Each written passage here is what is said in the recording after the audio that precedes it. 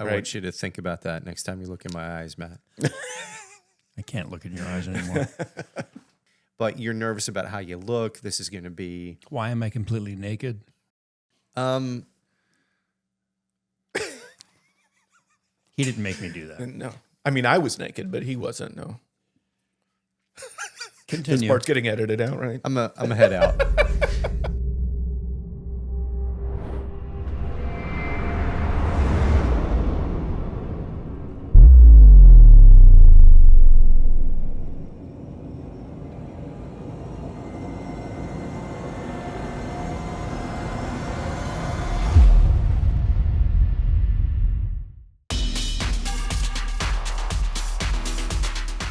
Welcome back for another episode of The Real DMV, your backstage pass to all things film related in the DC, Maryland, and Virginia area. So without further ado, we have Dan Corey with us today. Dan Corey, from thank you, buddy. Way! Hey! From DJ Corey Photography. Hi, everybody. Located in Tacoma, Maryland. Tacoma Park. Tacoma Park, Maryland, sorry. Yep. Yeah, get it right. Get it right. I don't want anybody to go to Seattle That's right. accidentally That's or Washington State accidentally. Here I am at SeaTac. Where is he? I will say I was on one of the social medias, and there was an actor I knew had headshots with you. And his photograph was up in the top left. And then there were a bunch of other, you could tell they were actors' headshots from various actors. And I thought, I immediately know which one is Dan Corey's because it looks amazing. It looks fantastic. And I knew that he had shot with you. So we're really happy to have you on because there's a lot we want to get into with this. So for our listener, I mean, you might think this is a narrow topic, and how much can you talk about? I honestly think we could go on for an hour about this Forever, particular yeah. topic, and we tend to jump around sometimes topic-wise. When I did my headshots with you, one of the very first things you did, and I think this comes from the fact that you were an actor yourself, is you didn't dive right into taking, you're like, hey, great, put your wardrobe over there. We're going to sit down and we're going to talk. And we're going to talk about what it is you want to get out of these shots. You know, let me find out about your background, Matt. What kind of characters do you see yourself portraying or doing? What's that do for you as a photographer? Headshots are awkward. They really are. You're going to a perfect stranger to get very close to your face with a camera, shoved in your face, lights, to do this thing that one is, like I said, and that's uncomfortable, but also that you've invested a lot of money in, and your nerves are all over the place. You've been planning for it, getting your wardrobe together, probably checking your nose hairs in the mirror 20 times to make sure nothing's sticking out, hopefully. And it's just a lot thrown at you. And I've been in that position before as an actor, and not knowing what they're seeing, what their creative eye is. Granted, they are probably seeing a different side of me than I've ever seen, and that's kind of interesting. But I think it's really important to sit down with you, talk about what are your goals, and even though it's not going to make you completely comfortable, is to just get you into position where you're like, okay, at least I've said what I want. Go ahead. No, I was going to say, I think there was actually a little more to it than that because you were directing me during the shoot, and you were directing me toward the kind of roles that we talked about. Like you said, Matt, you know, I think I told you, like, hey, I'm getting typecast in a lot of detective type roles and cop and FBI stuff. Like, great. So when we do this shot, I want you to lean in. You're going to be the mob guy, and you're going to, you're going to tilt your head this way, and you're going to, something that they don't know. That's the look I want. You know, you were more of a director than just a photographer. Yeah, that's fair. And I think you have to be as a headshot photographer. You have to be willing, because most people that are acting, I think, really appreciate somebody that will push them to really bring out something that's raw and emotional. And so, and when the camera is that close, when it is a headshot, you see everything, right? And I always, I probably did this with you too, Matt, but I shoot very quickly, and you might think, how in the world are those 5 images that you just rattled off in any way different? But they are. Yeah. There are subtle differences. So my line, or that I always tell people, and it is kind of actory, is at the end of the day, when I look at that picture of you, I just want to be able to look in your eyes in that photo and think, what are you going to do next? Not like with your career, but like if that were a still from a movie and you're the main character, that camera pushes right into your face at a decisive moment. Maybe your back's against the wall, but you've turned around and you're looking forward. And we see a glimmer in your eye and we're thinking, oh, shit, he thinks he's going to get out of this. That's interesting to me. I want you to think about that next time you look in my eyes, Matt. I can't look in your eyes anymore. Wow. I think that's important. And I think the direction, whether you think you're directing or not in these headshot sessions, you're exactly right. You're nervous. Is my hair okay? Actually, that's going to bleed into a little bit of the topic I want to ask you about, which is about makeup artists and having them on site. But you're nervous about how you look. This is going to be... Why am I completely naked? Um, He didn't make me do that. No. I mean, I was naked, but he wasn't, no. This Continue. part's getting edited out, right? I'm a head out. To take a quick session of photos, every single one's going to be slightly different. And to give some sort of direction, like, you've got a secret they don't know, is so subtle. But as an actor, you take that and you portray that the best you can. And I don't know what you're seeing on the other side of the lens, but you're going to get something unique, something where you can go, oh, that split second, this guy knows something. This is what a casting director is going to look like on the other side of that lens, and it might help get the job. And the output of this session is, I'll admit, a little overwhelming because, I mean, you're going to give that person everything you took that day, 650 photos. Now, Sorry. it's okay. Not sorry, but sorry. But nugging that down, it took me about a week to go, okay, these 20 look the same, even though they don't. And then saying, okay, I don't like this whole thing in the blue shirt. I'm going to ignore that for a while. I'm going to go back to these. Now I've got it down to 100. Now I've got it down to 50. Now I'm going to take it to somebody who might see something completely different and get that 50 to say, please pick 10 of these that really speak to you. And I'm going to ask a casting director to look at those from their point of view, So you gave me a lot to work with. So, Good. but it all came out great. I mean, a lot, and I say that in a very good way. You gave me a lot to work with, and you gave me more than I needed because I could go back and pick others down the road and go, I need something a little different this time. I need the psycho look. Yep. And you took some good ones like the psycho look.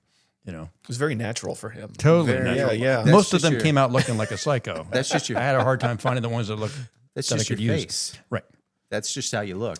But let's take a couple steps back from that because we may be getting ahead of ourselves. Because what I want to find out for someone who has never done this before, what a first headshot session looks like. We talked about when Matt got there and the rapport that you're building and then the direction a little bit. But talk a little bit about from the time someone emails you or calls you and says, hey, I want to book a session. What are those conversations like? What should people be thinking? Wardrobe, makeup artist. Should they use the one that you have on site versus doing it themselves? Those things. Are you able to talk about those a bit? Yeah. So when you decide that you're ready to we have a form on our website that people submit. And the reason we have a form rather than just, hey, reaching out via email or text is so that we can get some specific information from you about scheduling and kind of what you're after, just very basically. And we also have a few different kind of packages that we offer. We break it down by what's called look. And people are sometimes confused by what we mean. And so, try to spell it out a little bit. But a look just means you're coming in under a specific lighting setup with a specific outfit, specific background, and we do several shots with that.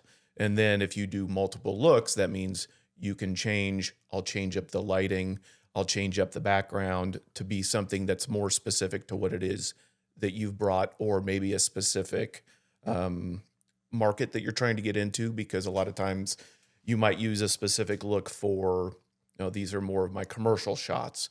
And by commercial shots, I mean something that's probably would be used for something a little brighter, a little sunnier. Maybe if you were actually auditioning for a commercial to, sell something, or something that we used to call in the theater a legit shot, which was more theatrical, maybe a touch more dramatic, maybe a little more shadow added to the face. But it is important to have these different looks. If you're just starting out and you don't really know, like, oh gosh, do I do one look? Do I do 4 looks? Should I come back next week and do 4 more looks? Usually we direct people to do a 2-look session. They are more expensive as you do more looks, obviously. But it's usually good to get a couple different representations of you at least, so that you feel like you have some options. So, and I'm coming at this a little bit from a theater perspective because that's what I did predominantly when I was an actor. But something for, the comedies, or if I'm auditioning for a children's show, that would be more that commercial, brighter, like I said, sunnier shot is usually the word I use. And then maybe if I'm, auditioning for Shakespeare or a drama or something a little more intense, I might use that other shot, that legit shot or theatrical shot. Now, those of you that do on-camera stuff, I really find having multiple looks, and you can speak to this a little more, to be particularly useful if you have specific characters that you like to lean into or that you frequently get cast as. That's where it can be helpful. Like, I do get cast as the psycho a lot. Let's see what that looks like. And let's just lean into that a little bit for one look. Doesn't mean you can't smile, even though it's dramatic lighting. Actually, it'd probably be better if you did smile for some. You smile look even a more lot for a psychotic. psycho. Oh, Yeah. There are a variety of different types that you can lean into. I mean, a lot of what we see around here, if that I see anyway, is if you're going up to New York to audition for Law and Order, see a lot of people that want kind of that cop or I don't know, just something that looks maybe a little more rugged, a little more dramatic. Or senator is another one that we get where, they brought their suit and, tie type thing. But there are a variety of other things you could do as well. You're not limited to those. You mentioned New York, and sometimes our acting coach mentions this because she's been to LA and New York and Atlanta and different places, and she says that headshots look different by market. DMV in particular, we've got a certain demographic of folks who are in the government, so they already bring a certain persona to some of these shoots, I imagine. Mm-hmm. Do you see that difference? Or have you been, you do? And what Yes. are how do you differentiate? I can see more shots that are being taken in LA nowadays, and Atlanta and New York and here and Chicago and wherever. My main feeling, and this is totally just what I see, is that maybe about 15 years ago, 20 years ago in New York, there were a lot of shots that were being taken outside, blurry backgrounds, like long telephoto lenses to make the background blur out. There were specific photographers that were doing that and popularized that kind of look. And people still get those shots. That they still absolutely work when they're done well. But for some reason, and I don't know if it was a stylistic choice. Part of it makes me think it was like the 2008 recession. Everybody retreated to small, tiny studio spaces, and they would put people on a backdrop, and you would sit in front of it, and there might be some other lighting things, but it felt like the studio space got a lot smaller, a lot more intimate. And that's most of what even in LA now, a lot of people are doing that and have done it for now 10 or 15 years. So if it feels, it's been around for a while. And that's kind of when I was starting, what I was seeing starting to come about more and was kind of interested in. And that's typically the style that I shoot. It might be a paper backdrop. It might be a canvas backdrop with some texture in it. Just enough space that maybe there's lighting in the front, there's some light coming from the back, just to carve you out a little bit. But then I like to go outside sometimes as well.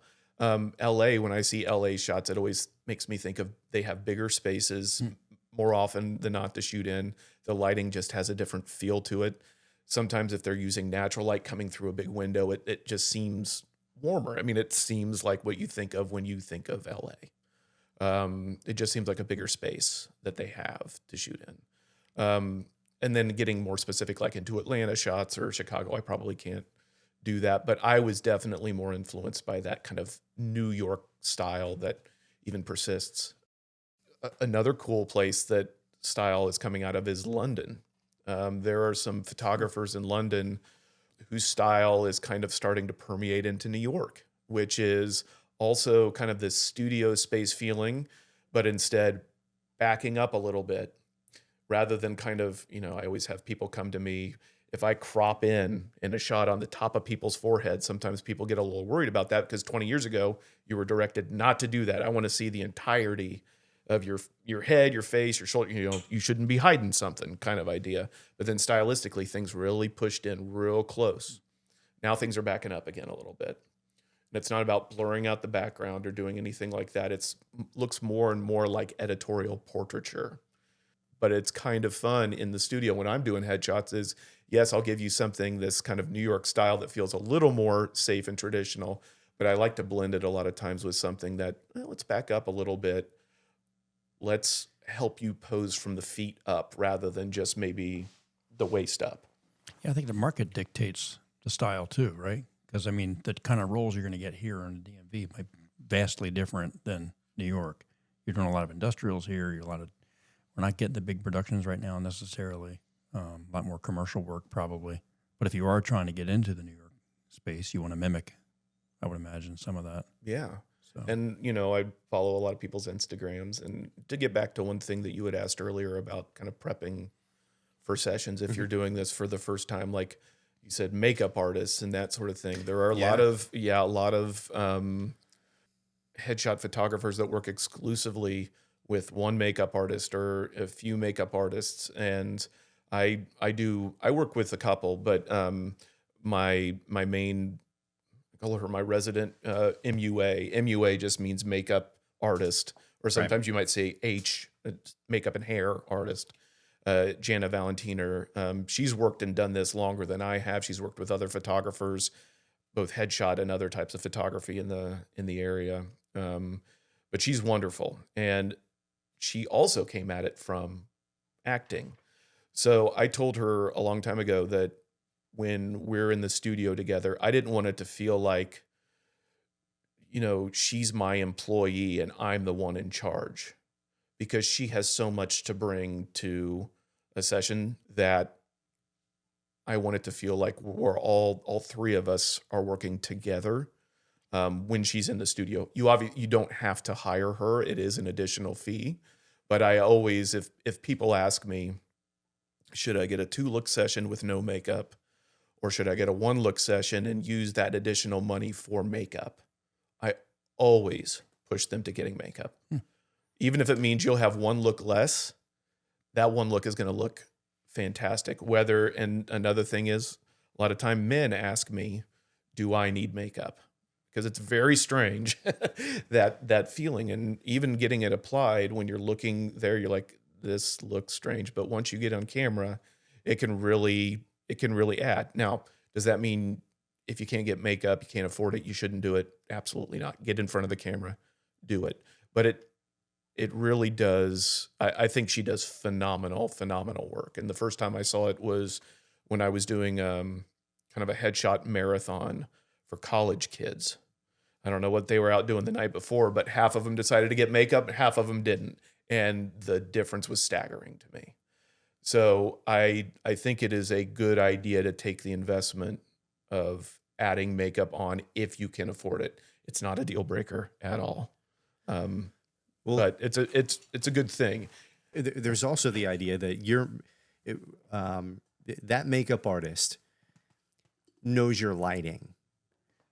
For instance, if you decided to do the makeup yourself and then go to the studio, maybe there might be a difference in the lighting and the way it hits the shadows and whatever else, but your makeup artist would know your lighting and can accommodate accordingly. Yes. Is that accurate? Yes. Something fair to say? Yes. And when somebody walks into the studio, Matt already brought this up, that, we sit down and we have a chat to start with. And that chat can be 15 to 25 minutes sometimes. We just take some time. And then we'll go over and we'll start going through clothes, picking things out, kind of matching them a little bit to backgrounds. I do some of that after, if you're jumping into makeup, I'll go kind of figure it out a little bit more. And then you'll jump into makeup. And sometimes I peace out for a little while you're doing makeup. The studio is in my basement, by the way. So I have a very short commute. I can commute away and go upstairs and hang out with my family a little bit. But then I'll come back downstairs, and what we do is some test shots, get into the details. The details are worth it, but then it becomes a very different headshot when you step back about 6 feet and look at it from a distance. You can start to see a little bit less of the trees and start to see the forest a little bit more and see, oh, okay, this is what I might be able to use this for. But at that point, Jana always comes in and she wants to look at those details, which she should, and fine tune things even a little more. So she usually has people hop back up, go back, refine a little bit. That's great. And even for those that don't do the makeup, I didn't do makeup, but once you've selected whatever you're going to finally land on, that's when you reach back out to you and you say, I'm going to touch them up. Yes. You can do some post editing and things like that. Absolutely. This is probably more for the men out there, because you and I have talked about this. When you talk about looks, Dean's got a beard. I'm clean shaven. If you want to look with a beard, have you had people come in with the beard, take some shots, and then now I'm going to go shave because I want the clean look as well? Mm-hmm. Yep. Have people do that. Okay. And this will also we'll talk about it in a second, about like hair. Sometimes people wear wigs when they come in, and might come back another day with a wig, or if they have different ways of doing your hair, that it takes a considerable amount of time to make that adjustment. You might come back a second day, and we usually discount you a little bit, if you're going to split your session up over a couple of days. But to like shaving, yeah, absolutely. I think that casting people out there, the more you can hand it to them exactly what you present, the better. So when you shave, though, especially if you're somebody that's had a beard for a long time, what's underneath that beard sometimes is not, ready for camera. So if Jana is there, she can usually do some makeup adjustments for you. But to your point earlier, Matt, retouching is also an essential part of the headshot process. So with these looks packages that I put out there, however many looks you pick, that's how many retouches I end up giving you after the fact. You can purchase more retouches from the session, just at an additional cost. But that's what you're kind of buying. And then I'll go in and do retouches. So if there's some redness in your skin, or if you're worried about a zit that cropped up that day, or, whatever it is, a lot of these things are very, very easy to adjust. So don't worry if you wake up that morning and you're like, oh my gosh, I have a huge zit on the tip of my nose. It's okay. We can figure it out. Well, even symmetry issues. Like I have a side that you asked me what side do you feel is better for you. I have the quagmire giggity, side of my face, and you're like, don't worry, man, I can fix that deformation of you. But it's not cheating. It's like subtle, right? Yes. It's like nothing's ever the same on anybody, right? But you're able to, and I can't even go back and look at those shots and figure out which ones you did it to.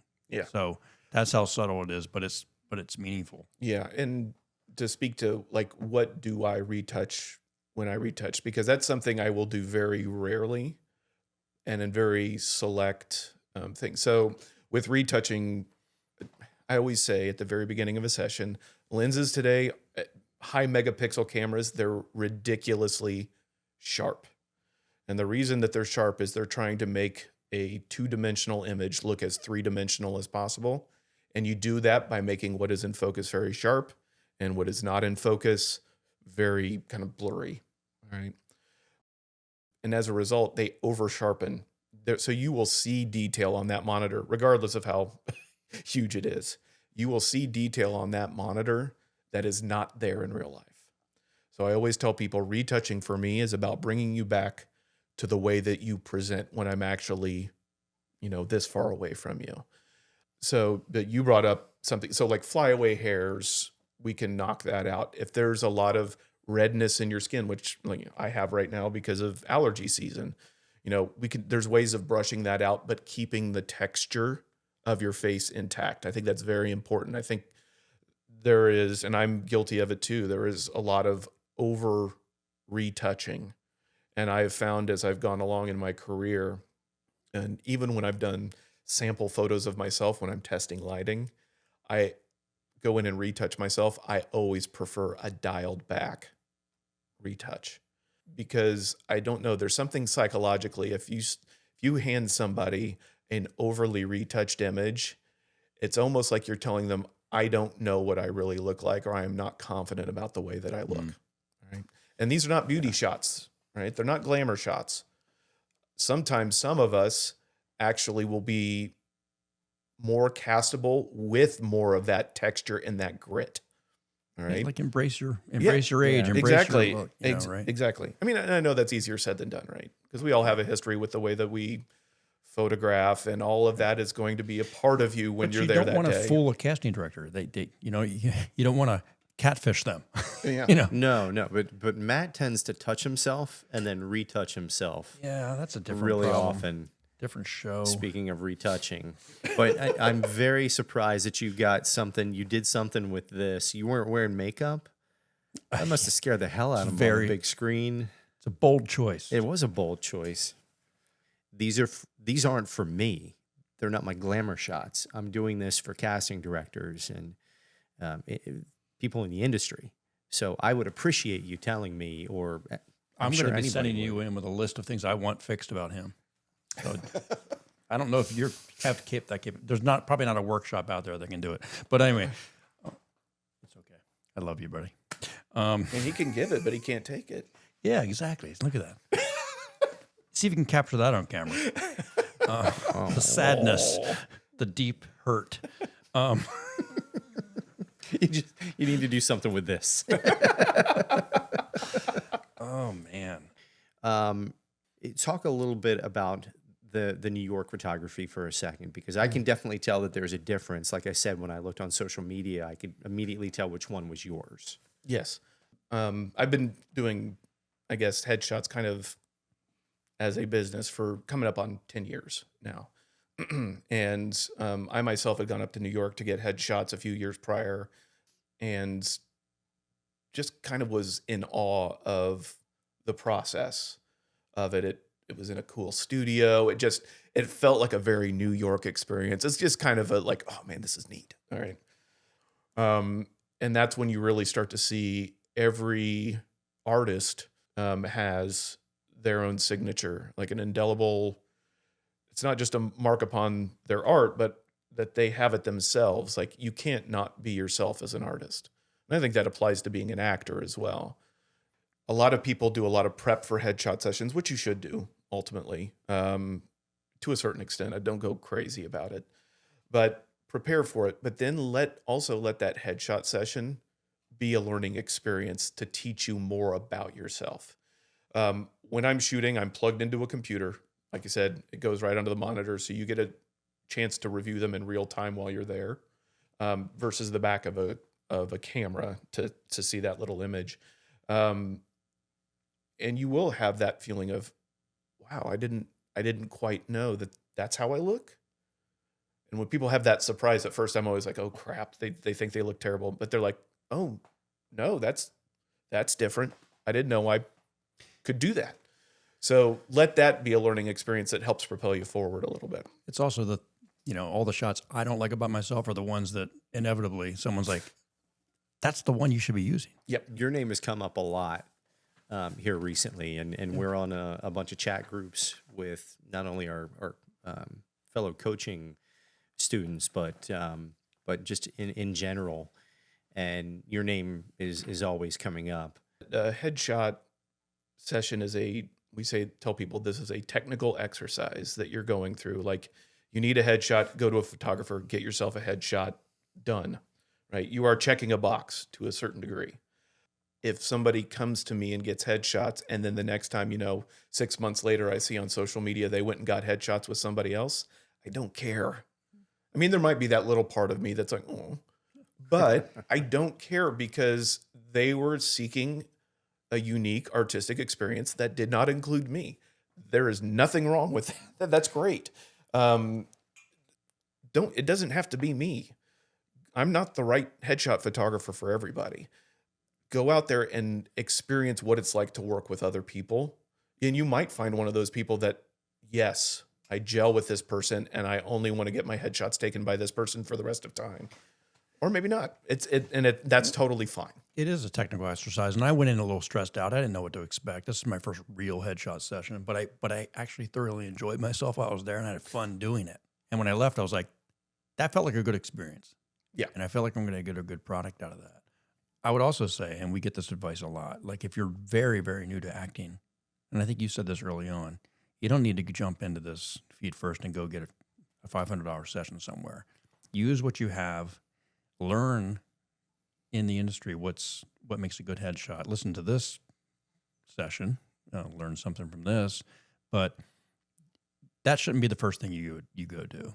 Like if you're just jumping into acting, like I need to go get professional headshots. Just use what you got. I think out of the gate. No, I mean, some That's what I people did. Yeah. And there are teachers out there that'll be like, all right, we're doing all the business thing. Get your headshot, get your resume. And you're like, whoa. I mean, follow your teacher's guidance. Absolutely. Figure out if you like acting first. Yes. Right. Before you make Yes. this pretty Yes. significant investment. Be in a class. Yeah. There are plenty of classes in the DMV area, even though we are not, I mean, like I said, most of my background is from theater, and DC has a major theater scene that sometimes goes overlooked. But there are lots of theater classes, acting classes, classes for on camera. There's so much opportunity out there. If you're interested, go get in one of those classes. How do those headshots differ? Theatrical headshots Theatrical headshots. from on-screen headshots. Not much. Most Okay. of the time I would say if I'm photographing somebody specific for theater, one of the things I really do is, and especially if they're already kind of well-known in the DC area, I kind of start off by saying, these don't really matter. If you're just going to use these shots to audition for people that you've already auditioned for, and that only thing I remember at one time, a now retired artistic director of a major theater in DC, and I asked him, I said, what do you look for in a headshot? I'm just curious because I'm getting started in this. And he said, I just want it to look like the person. That was it. The quality of it did not matter. None of that, because at the end of the day, they were going to get that headshot. They're going to look at it for a second, and they're going to turn it over and watch the audition. The only thing that headshot needed to do for them is reinforce what the heck you looked like up there. Right? Now, I would say for on-camera stuff, it is different, because sometimes you might even get cast off of a headshot.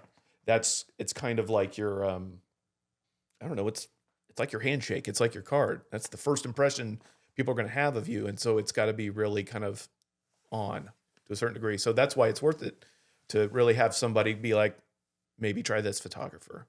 You need more of this style, because I think that's more your brand.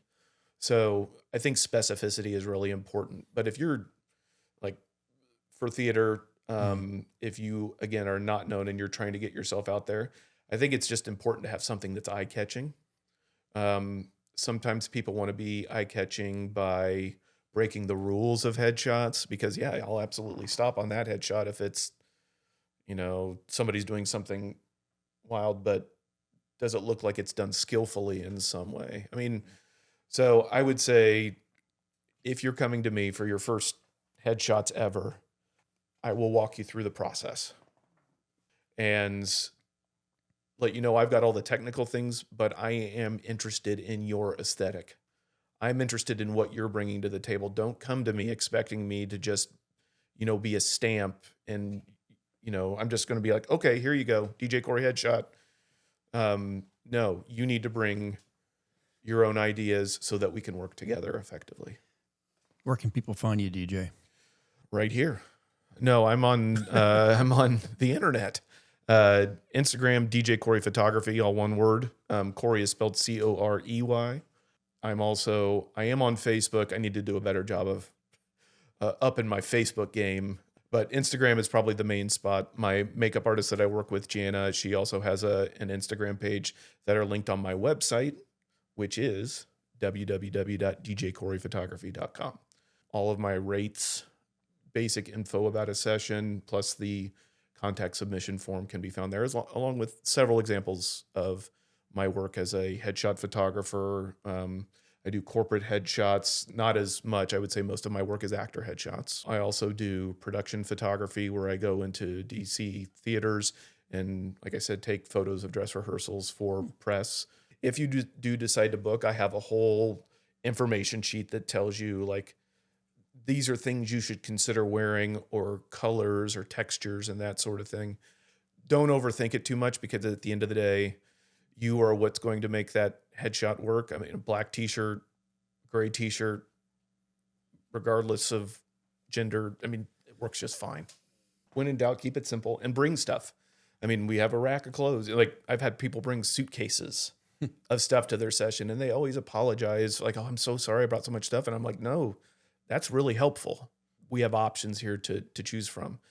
It's one thing to ask another actor, tell us about your session, but it's another thing to ask a photographer, okay, give us an in-depth behind-the-scenes look at what makes a session and what goes into doing, especially a first session. So thank you for coming and sharing this, because I'm sure you helped out a ton of people just doing this. I hope so. And thank you for, if I always tell my clients, especially clients that maybe like in match shoes where, have had my career and I've decided, here in my twilight years that I'm going to be an actor. It's probably been in you for a long time that you wanted to do this. Anybody that has that in them always will have that in them. Well, thank you guys. I appreciate it. Absolutely. Anytime. We'll have you back. If you found this helpful, if you know anybody you might suggest this to, send us their way. Like and subscribe. Find us on other socials, and we'll see you next time.